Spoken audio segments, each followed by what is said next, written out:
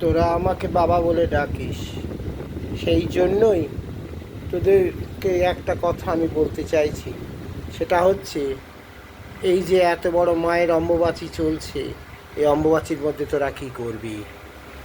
প্রথম কথা, তোদের যে গৃহদেবতা আছেন তাদের প্রত্যেক দিন সকালবেলায় একটা বাটিতে খানিকটা কাঁচা দুধ আর ছোট ছোট করে আম পিস করে কেটে আম দুধ মায়ের এই কদিন ভোগ হয়।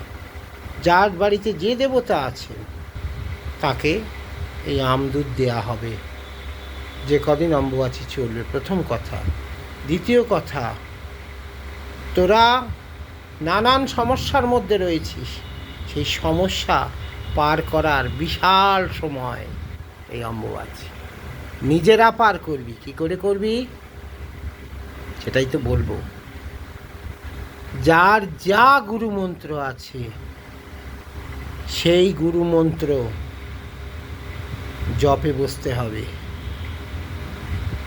এই 10 বার 15 বার নয়, প্রত্যেক দিন কম করে হলেও 1 থেকে 3000 জপ করতে হবে।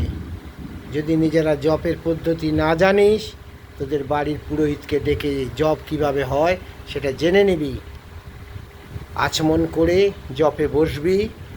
জপ হয়ে গেলে যে জলটা উনি বাইরে ফেলে দিতে বলবেন, গুজ্জাতি গুজ্জ গুপ্তা তং গৃহনাস্পৎকৃতং পাপং সিদ্ধি ভর্বতুমে তৎপ্রসাদাৎ মাহেশ্বর বা মাহেশ্বরী বা সুরেশ্বর বা সুরেশ্বরী বলে জলটা ভূমিতে নিক্ষেপ করবি না, নিজেদের মস্তকে দিবি, তোরা উপকার পাবি।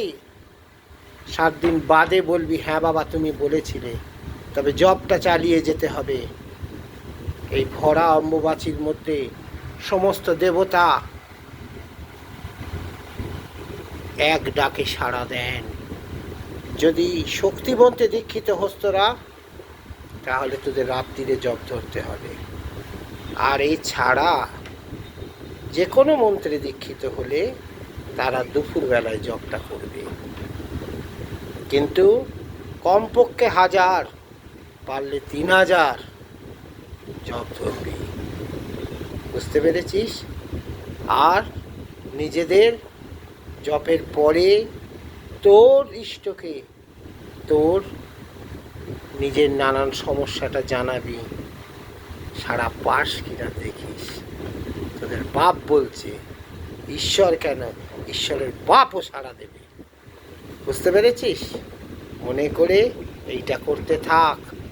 যে কদিন অম্বুবাচী রয়েছে সেই কদিন করতে হবে। কাল রাত থেকে জপ শুরু হয়ে গেছে, বুঝেছিস?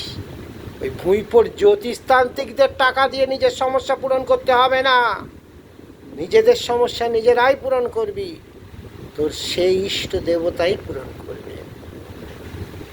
ভালো থাকবি। জয় মা।